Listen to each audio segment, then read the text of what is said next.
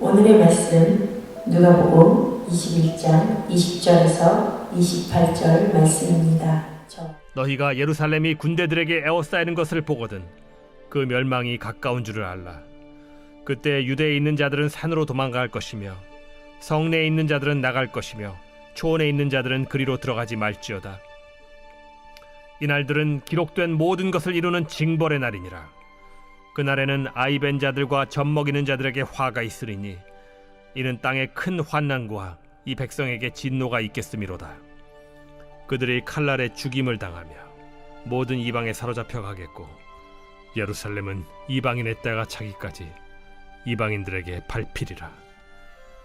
1월 성신에는 징조가 있겠고 땅에서는 민족들이 바다와 파도의 성난 소리로 인하여 혼란한 중에 곤고하리라. 사람들이 세상에 임할 일을 생각하고 무서워하므로 기절하리니 이는 하늘의 권능들이 흔들리겠음이라.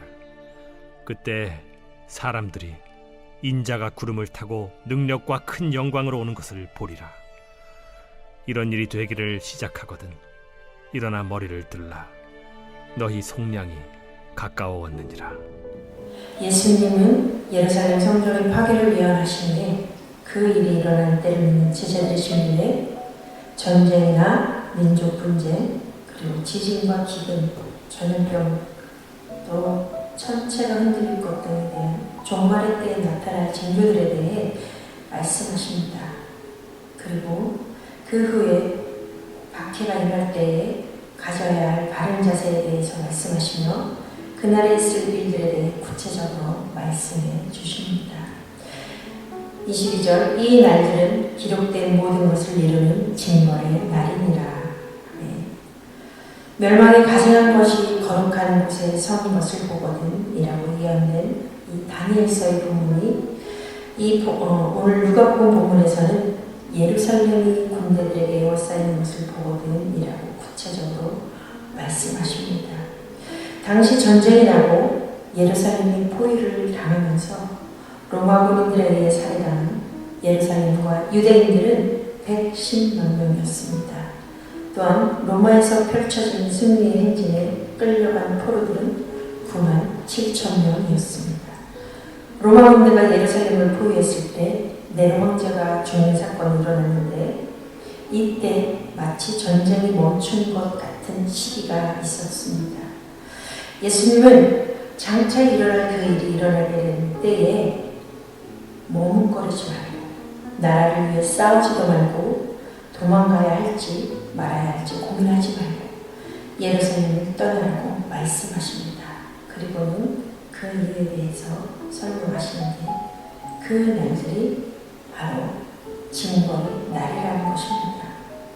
이것은 호세아 9장 7절에 형벌의 날이 이르렀고 보응의 날이 온 것을 이스라엘이 알지라. 선지자가 어리석었고 신에 감동하는 자가 미쳤나니 이는 내 죄악이 많고 내 원한이 크니라. 아멘. 즉 구약의 이스라엘 백성들이 하나님께 불순종한 것을 하나님의 때에 하나님이 징벌하신다는 말씀입니다. 구약의 선지자들이 선포되는 하나님의 말씀에도 불구하고 돌이키지 않는 이스라엘 백성들을 향해 예루살렘이 무너질 것을 예언했습니다. 그리고 예수님은 이미 우리가 보았듯이 누가복음 13장에서 하나님이 보내신 메시아를 거부한 예루살렘이 맞이할 비극을 바라보시며 탄식하셨습니다. 이 예루살렘이 멸망할 때에 그 비극이 어느 정도인지 23절, 24절에 구체적으로 말씀하십니다. 그날에는 아이벤 자들과 젖먹이는 자들에게 화가 있으리니 이는 땅에 큰 환난과 이 백성에 대해 진노가 있겠습니다. 그들이 칼날에 죽임을 당하며 모든 이방이 사로잡혀 가겠고 예루살렘은 이방의 때가 차기까지 이방인들에게 밟히리라.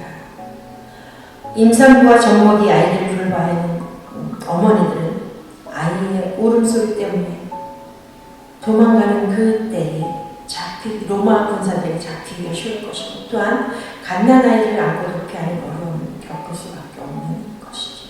이런 비참하고 고통스러운 원인은 이스라엘 백성들에 대한 하나님의 진노라고 말씀하십니다.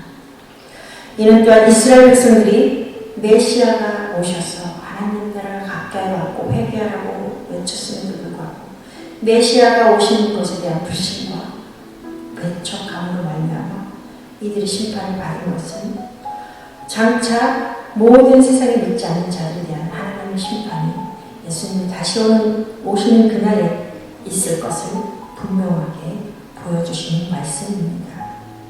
지금 우리가 살아가는 세상은 어떻습니까? 당시와 마찬가지로 전쟁과 기근과 전염병으로 난리와 소문이 난무합니다. 가깝게는 저 북녘 땅에서 또한 우리나라를 어떻게 위협을 하는지를 우리가 시시각각으로 뉴스를 통해서 보게 됩니다.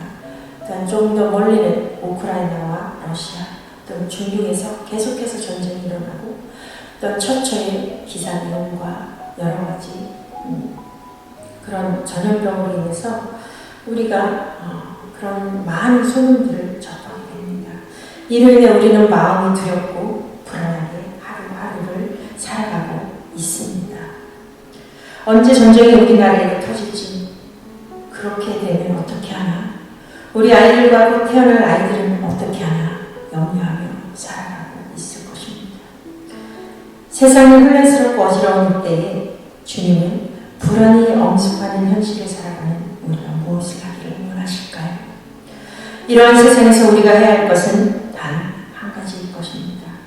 오늘 주어진 하루를 말씀에 순종하며 사는 것, 말씀을 듣고 읽고 묵상할 뿐만이 아니라 말씀대로 주님 오실 날을 준비하며 오늘을 성실하게 믿음으로 살아내는 것입니다. 우리가 세상의 종말과 관련해서 시대를 분별할 필요는 있지만 그 시기에 집착하지 말고 하루하루 말씀에 순종하며 주님 맞을 준비를 하며 살아가는 것이 답입니다. 왜냐하면 예수님이 다시 오시는 그날은 믿지 않는 자들에게는 심판을 위해 두려운 날이 될 것이지만 믿는 자들에게는 영생과 구원이 완성되는 기쁨의 날이 때문입니다. 사랑하는 사도의 성도 여러분, 오늘 하루 현실은 여전히 두려움과 난리와 소문 가운데 있을지라도 또한 여러 가지 문제로 인해 염려와 근심 가운데 있을지라도 십자가 사랑으로 우리를 구원해 주신 우리의 유일한 소망이 되신 다시 오실 주님 맞을 준비를 하며 오늘 하루 복되게 살아가시는 저와 여러분이 되시기를 간절히 소망합니다.